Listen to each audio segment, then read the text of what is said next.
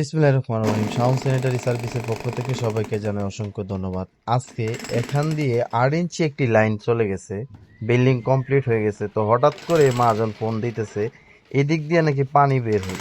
তখন আমি এই যে মেশিন অর্ডার করে আনি, আনার পরে লোক দিয়ে এটা সারাটা ভাঙাভাঙি করাইনির পরে ওই যে এই দিক দিয়ে দেখেন পাইপ বের হয়েছে।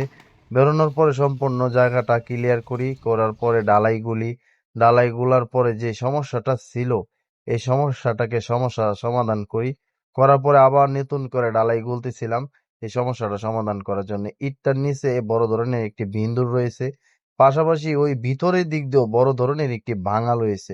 তো সম্পূর্ণটাকে আগে ঠিক করার পরে আলহামদুলিল্লাহ আবার ডালাই দিয়ে দেই।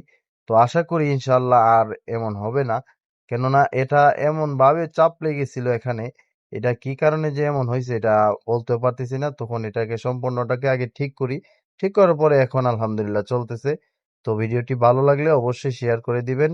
ধন্যবাদ সবাইকে সম্পূর্ণ ভিডিওটা দেখার